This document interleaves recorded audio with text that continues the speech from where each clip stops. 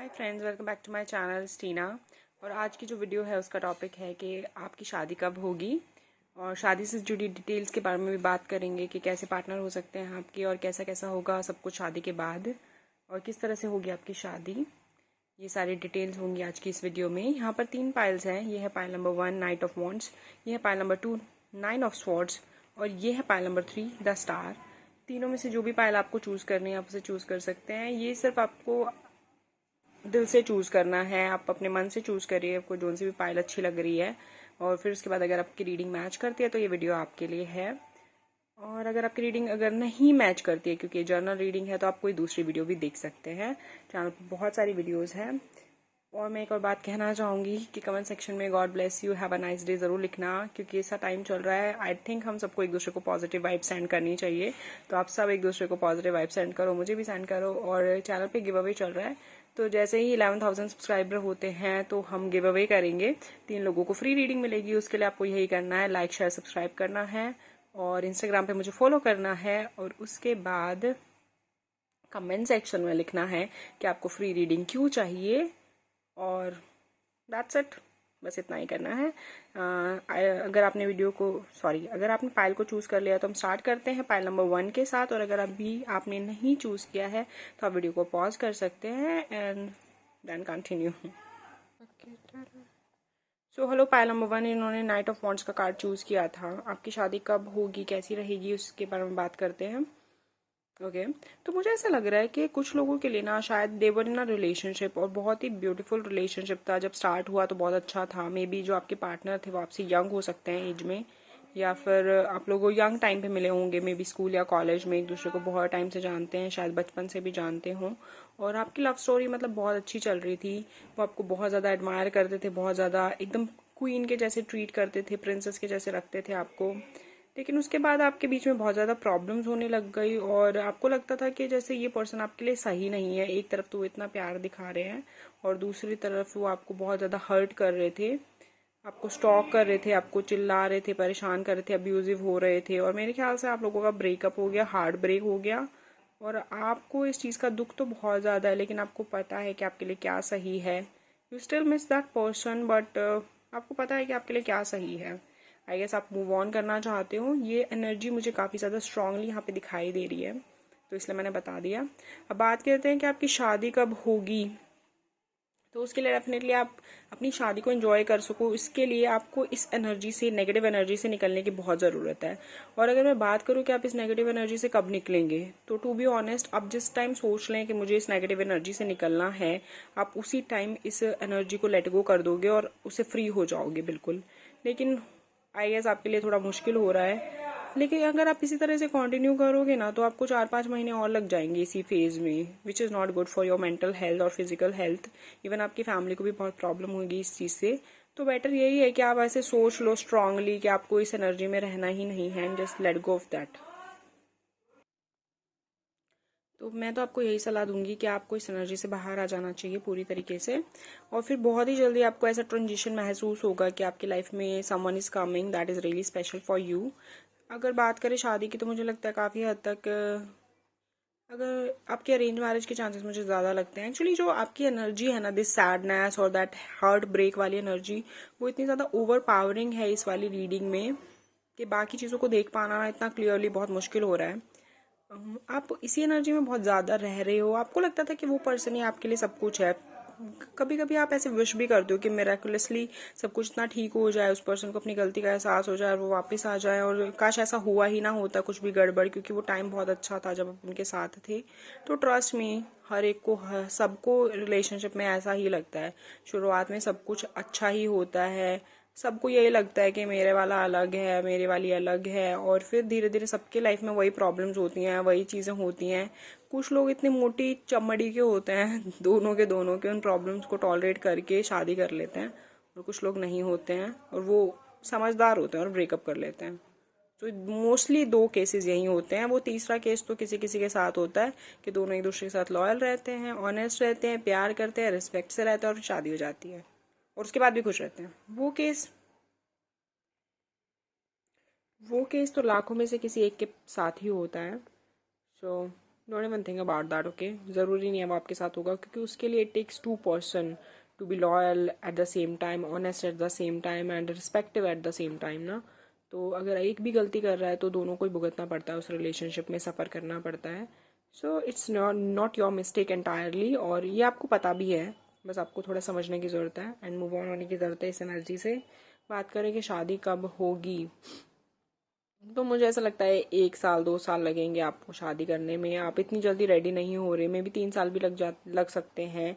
और फिलहाल तो आप ये ईयर तो लोगे ही लोगे शादी करने के लिए। अगर घर वाले रिश्ते देख भी रहे हैं, ऐसी सब चीज़ें चल भी रही हैं, तो भी डजेंट मैटर टू यू, क्योंकि आप दिल से इतना फील नहीं कर पा रहे। और एक चीज़ ज़रूर है, जब भी आपकी शादी होगी तो जो भी पर्सन मिलेंगे आपको, पहली बात तो आप खुद भी बहुत ज़्यादा उस टाइम पे ना केयर फ्री एटीट्यूड में आ जाओगे। आप ऐसे ज़िंदगी को ना वो जैसी है वैसी इंजॉय करने लग जाओगे, पहले से ही खुश होंगे, लेकिन वो पर्सन के आने के बाद आपकी ज़िंदगी में और ज़्यादा खुशियाँ आएंगी। और ये एक हैप्पी मैरिज होगी, एक पॉजिटिव मैरिज होगी, एक पॉजिटिव रिलेशनशिप होगा। नॉर्मली क्या होता है, शादी के बाद भी काफ़ी सारी स्ट्रगल्स होती हैं लाइफ में, and that's why we are here doing the readings. तो लेकिन ऐसा नहीं होगा आपके साथ कुछ भी, आपको बहुत हेल्दी रिलेशनशिप मिलेगा आपकी शादी के बाद। और बहुत ही, जैसे मैं बोलूँ तो एक स्टेबल और हैप्पी मैरिज होगी आपकी। आपको ऐसा लगेगा नहीं कि चिंता करने की ज़रूरत है कॉन्स्टेंट, या बार बार स्ट्रगल करने की ज़रूरत है, या एडजस्टमेंट करने में दिक्कत आ रही है। ऐसा कुछ होगा नहीं आपके साथ। आप आसानी से जेल अप कर जाओगे अपनी नई फैमिली के साथ, और कोई प्रॉब्लम आपको फेस नहीं होगी उस नए रिश्ते में। सब के सब आपके न्यू फैमिली में बहुत ही सपोर्टिव होंगे, और आप खुद इतने समझदार और ग्रोन अप हो चुके होंगे तब तक कि आपको लगेगा कि हाँ ठीक है, हर चीज़ आपके लिए बहुत इजी है, डेवलप करना, एडजस्टमेंट करना। आप बहुत समझदार हो जाओगे उस वे में। सो ये थी आपकी रीडिंग, आई होप आपको अच्छी लगी होगी। कमेंट सेक्शन में एक दूसरे को ब्लेसिंग्स देना, पॉजिटिव वाइब्स देना, गॉड ब्लेस यू लिखना, हैव अ नाइस डे लिखना, और गिव अवे चल रहा है चैनल के ऊपर। सो जैसे ही 11,000 सब्सक्राइबर होते हैं हम 3 लोगों को फ्री रीडिंग देंगे। उसके लिए आपको लाइक शेयर सब्सक्राइब करना है, इंस्टाग्राम पे मुझे फॉलो करना है, और कमेंट सेक्शन में जो मैंने बताया वो लिखना है। Thank you so much for watching this video, love you, bye bye. Hello pile number 2, जिन्होंने 9 ऑफ स्वॉर्ड्स का कार्ड चूज किया था, देख लेते हैं कि आपकी शादी कब होगी और कैसी रहेगी। So you are very confuse right now what marriage, और आपको तो शादी के नाम से ही ना आपके तोते उड़ जाते हैं।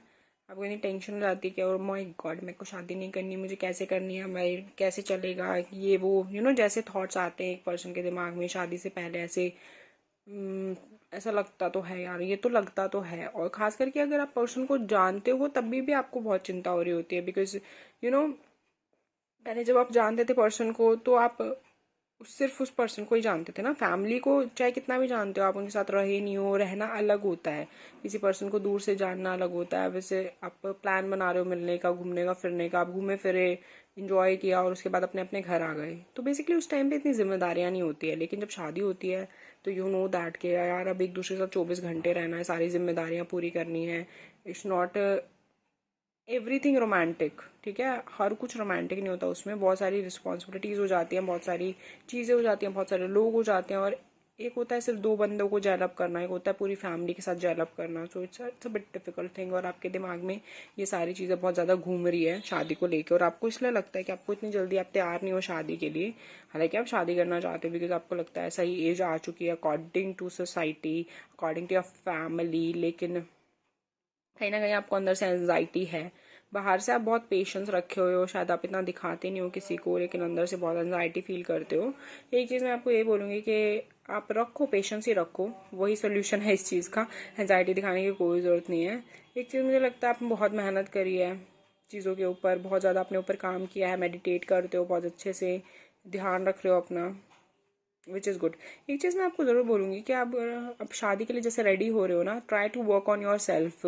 अपने लुक्स के ऊपर काम करो, अपने हेयर्स, अपनी स्किन, अपनी बॉडी, अपनी फिजिक के ऊपर काम करो, अच्छी एक्सरसाइज करो, अच्छी मतलब हेल्थ का ध्यान रखो। बिकॉज मुझे ऐसा लगता है कि उस चीज़ का कुछ प्रॉब्लम हो सकता है। जो just work on yourself, अपने आप को ज़्यादा से ज़्यादा अच्छा महसूस कराने की कोशिश करो, अच्छा टाइम स्पेंड करो। कैसे समझाऊं मैं, मतलब एक अच्छी डाइट, अच्छी एक्सरसाइज, जिससे आपका माइंड और बॉडी पे बहुत पॉजिटिव इफेक्ट पड़े, आप उस तरह की चीज़ें करो, वो आपके लिए बहुत ही अच्छा होगा। एक चीज़ मैं यहाँ पे देख पा रही हूँ कि अगर आपकी शादी होती है, मतलब जब भी, क्योंकि मैं बताऊंगी कि कब होगी, तो उसमें आप बहुत ही अच्छी वाइफ या बहुत ही अच्छे हस्बैंड बनने वाले हैं। बहुत ही ज़्यादा, मतलब स्ट्रॉन्ग, इंडिपेंडेंट, प्लस में हम्बल एंड केयरिंग, एक किलर कॉम्बिनेशन हो आपको, मतलब जैसे पुराने ज़माने की वाइफ्स होती थी ना, या हस्बैंड होते थे बिल्कुल एकदम लॉयल, जेन्युइन, केयर करते थे सबकी, वो सिर्फ सेक्रीफाइस पे बिलीव करते थे। आप में वो सारी क्षमता भी है, लेकिन आप अपना खुद का ख्याल रखना भी जानते हो, आप इंडिपेंडेंट भी हो, फाइनेंशियली स्ट्रांग भी हो, स्टेबल भी हो, मैच्योर हो, हाईली एजुकेटेड हो। You are so damn sweet, so damn good. Plus आपको ये भी पता है कि अगर कोई आपसे बकवास करे या कोई आपको परेशान करे तो आपको उसको कैसे टैकल करना है, आपको ये दोनों चीज़ों का एहसास है। बात करें कि आपकी शादी कब होगी, तो ओके, इट्स जस्ट लाइक कि आपकी शादी ना 1 से 1.5 साल में होगी and it will be a good marriage. आप वैसे कंफ्यूज हो शादी को लेकर, पर आपको ना जैसे आप उस पर्सन को मिलोगे तभी भी वैसे कंफ्यूज ही रहोगे, क्योंकि कंफ्यूजन इज योर ट्रेट। आप बहुत जल्दी कंफ्यूज होते हो, हालांकि आप दिखाते नहीं हो किसी को इतना कि आप इतने कंफ्यूज हो रखे हो, लेकिन आपको बार बार ऐसे एंजाइटी सी होती रहती है कि क्या पता ऐसे हो जाए, क्या पता ऐसे हो जाए। आप हमेशा 2 ऑप्शन तो कंसिडर करके चलते ही चलते हो। आप दोनों में से कोई भी एक बात को ना इतना ज़्यादा हावी भी नहीं होने देते अपने ऊपर, क्योंकि आपको लगता है अगर एक पहला ऑप्शन हो गया तो आपको शायद बुरा लगेगा अगर आपने दूसरा सोच के रखा होगा तो, और अगर आपने दूसरा सोच के रखा होगा और पहला हो गया तो आपको तब भी बुरा लगेगा। इसलिए आप अपने माइंड में ना प्रोबेबिलिटी लेके चलते हो, ताकि दोनों में से कुछ भी हो तो आपको इतना बुरा ना लगे। पर एक बात बताऊँ, इससे इतनी खुशी भी नहीं होती, ठीक है। मन का मान के चलो और उसके लिए मेहनत करो। मैं तो यही बिलीव करती हूँ कि आपको जो चाहिए ना, आपको सिर्फ उसी के ऊपर फोकस करना चाहिए और उसी के ऊपर मेहनत करनी चाहिए। जो नहीं होगा ना, उसके लिए दुनिया बैठी हुई है, वो कर लेंगे जो नहीं होना चाहिए। जो आपको नहीं चाहिए उसके लिए दुनिया मेहनत कर तो रही है। आप तो उस चीज़ के लिए मेहनत करो जो आपको चाहिए। दुख होगा तो क्या होगा, अरे इतना मतलब अपने आप को स्ट्रांग बना लो कि दुख होगा तो सहन करके उसको आगे बढ़ जाओगे, लेकिन खुशी को तो ऐसे दिल खोल के भाई फैला के एंजॉय करना चाहिए ना। So just be strong, be brave, and you are that, you are very strong. आपने अपनी लाइफ में वैसे भी बहुत कुछ सहन किया है ऑलरेडी, और चाइल्डहुड से ही काफ़ी कुछ सहन किया है। आपने बहुत छोटी उम्र से मेहनत करनी शुरू कर दी थी अपने ऊपर भी, अपनी फैमिली के लिए भी। सो आई डोंट थिंक सो कि आपको अभी डरने की ज़रूरत है। कभी कभी आपको ऐसा लगता है कि लाइफ में वो टाइम कब आएगा जब आप सुकून से, शांति से रहोगे, जब आपको कोई टेंशन नहीं लेनी पड़ेगी, लोग आपकी परवाह करेंगे और आप सुकून से सो पाओगे बिना किसी चिंता के रात को, कि हाँ ठीक है अब कोई ऐसे खास जिम्मेदारी नहीं है, जिम्मेदारी को बांटने वाले, समझने वाले लोग हैं मेरे आसपास। आपको उस दिन का इंतज़ार है, आपको उन रातों का इंतज़ार है, और वो जल्दी आएंगी। पर आए या ना आए डजेंट मैटर, क्योंकि लाइफ में ना हर बार ना कोई नई प्रॉब्लम आती रहती है, and you know that, you are big enough to know that कि एक के बाद दूसरी प्रॉब्लम आती रहती है, दूसरे के बाद तीसरी आती रहती है। तो आप बस यही सोचो कि देखो कोई भी प्रॉब्लम आए मैं उसके लिए तैयार हूँ, मैं उसके लिए कैपेबल हूँ, मैं उसे अपनी समझदारी से फेस कर सकती हूँ और ठीक भी कर सकती हूँ। बस दैट्स इट। उसके अलावा आपको कुछ नहीं चाहिए। बहुत टाइम से मुझे भी ऐसा लग रहा था कि मुझे सिर्फ रेस्ट करना है, मुझे सिर्फ रेस्ट करना है, मुझे कोई काम नहीं करना, मेरा मन नहीं कर रहा काम करने का। But then I realised that I have a very long life, maybe, I hope. तो उसमें मुझे मेहनत करने की भी बहुत ज़रूरत है। अगर मैं रेस्ट करती रहूँगी तो ये रेस्ट करने का टाइम एक्चुअली है भी नहीं। अभी फ़िलहाल बहुत मेहनत करने का टाइम है ना। जब रेस्ट करने का टाइम आएगा तब मैं रेस्ट कर ही लूँगी, तब मैं मेहनत वैसे भी नहीं कर पाऊँगी। सो इट्स बेटर कि जब मेहनत कर सकते हैं तो मेहनत करें। कई बार हमको ऐसा लगता है कि यार हम इतने सालों से लगे पड़े हैं, हम कब वो टाइम आएगा जब हम रेस्ट करेंगे, लेकिन वो टाइम आएगा। भगवान का बताने का तरीका है, जब हम बुढ़े हो जाते हैं ना तो वो हमें रेस्ट करने का टाइम दे देते हैं, लेकिन उसके लिए कंडीशन यही होती है कि आपने इस टाइम पे अपने यंग होने पर बहुत मेहनत करी हो, बहुत मेहनत करी हो, ताकि आप अपनी रिटायरमेंट अच्छे से एंजॉय कर सके बिना किसी टेंशन से, और उससे पहले की लाइफ भी, बुढ़े होने के बाद आप आसानी से रह सके, आराम से रह सके। इसके लिए आपको, जब आप यंग होते हैं ना, आपको बहुत मेहनत करने की ज़रूरत होती है। तो अभी बहुत मेहनत कर लो या फिर पूरी ज़िंदगी थोड़ी थोड़ी मेहनत करते रहो, बाद बुढ़ापे तक भी टेक सकते रहो। So it's up to you, ठीक है। तो वो प्लीज़ अपने अंदर वो एनर्जी लेके आओ कि हाँ ठीक है अभी मेहनत करने का ही टाइम है, इसीलिए मैं कर रही हूँ या इसीलिए मैं मेहनत कर रहा हूँ। ये मत सोचो कि इतने टाइम से लगे पड़े हो फिर भी ये मेहनत पता नहीं कब ख़त्म होगी, कब मेरी स्ट्रगल ख़त्म होगी। ये टाइम पे स्ट्रगल करोगे तो आगे का टाइम अच्छा ही जाएगा ना। और ज़्यादा मेहनत करो, बल्कि मैं तो आपको ये सलाह दूंगी, एंड देन देखो आप कहाँ तक पहुँच सकते हो। बात करें कि आपकी कैसे पर्सन से शादी होगी, तो मैं तो बता ही रही हूँ आप तो बहुत ही अच्छी वाइफ बनने वाले हो। तो जाहिर बात है आपको जो पर्सन मिलेंगे वो भी आपसे उतना ही प्यार करेंगे, उतना ही केयर करेंगे। यहाँ पे मैं साफ देख पा रही हूँ कि आपकी जो नई फैमिली होगी, इन लॉज और आपकी जो एक्सटेंडेड फैमिली भी होगी ना, सब कोई आपको बहुत ज़्यादा एडमायर करेंगे, बहुत ज़्यादा प्यार करेंगे।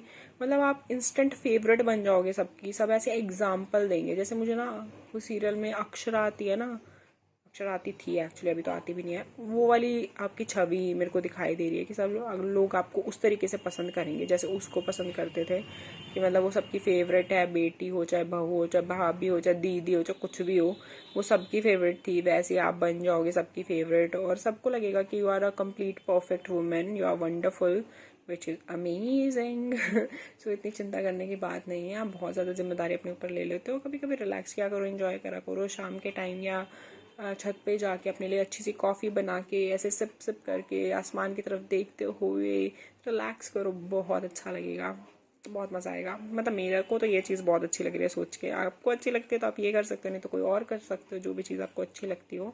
And God bless you. I hope आपको रीडिंग अच्छी लगी होगी, इन्फॉर्मेटिव लगी होगी। और भी मुझे बताते रहे कि आप कौन सी वीडियोस देखना चाहते हैं आगे फ्यूचर में। चैनल पे गिव अवे चल रहा है, so please like share subscribe करो और कमेंट सेक्शन में ये बताओ कि आपको फ्री रीडिंग क्यों चाहिए, क्योंकि 11,000 सब्सक्राइबर होते ही मैं 3 लोगों को फ्री रीडिंग देने वाली हूँ। तो इसके लिए जल्दी से जल्दी ज़्यादा से ज़्यादा लोग सब्सक्राइब करो और अपने फ्रेंड्स को बोल के सब्सक्राइब कराओ यार, जल्दी से सब्सक्राइब करा दो ना। फिर उसके बाद हम फटाफट रीडिंग करेंगे। गिव अवे मैं अनाउंस करूँगी इंस्टाग्राम के ऊपर और यूट्यूब के ऊपर भी, तो मुझे इंस्टाग्राम पे फॉलो कर लेना। एंड अभी मैंने शादी की एक वीडियो डाली है, मतलब खुद की शादी की एक वीडियो डाली है, तो go check it out and मेरे को बताओ कि कैसी लगी आपको। Thank you so much for watching. Comment section में प्लीज़ एक दूसरे को पॉजिटिव वाइब्स दिएगा, क्योंकि बहुत ज़रूरी है इस टाइम पे। बहुत सारे लोग हैं, बहुत सारे फ्रेंड्स, इवन फैमिली भी हैं जो जिनको मैं देख रही हूँ जो बीमार हो रखे हैं। I seriously don't want to see that. So I hope कि आप एक दूसरे को बहुत सारी पॉजिटिव वाइब्स सेंड करें, जिसकी वजह से सारी नेगेटिविटी रिलीज हो जाए। So thank you so much for watching, bye bye. So hello pile number 3 जिन्होंने द स्टार का कार्ड चूज किया था। ओके यहाँ पे मुझे ऐसा लगता है that you were in a relationship और आपको ये था कि आपकी दोनों की शादी होने वाली है, सब कुछ ठीक भी था, फाइनेंशियली भी सब कुछ ठीक हो गया था।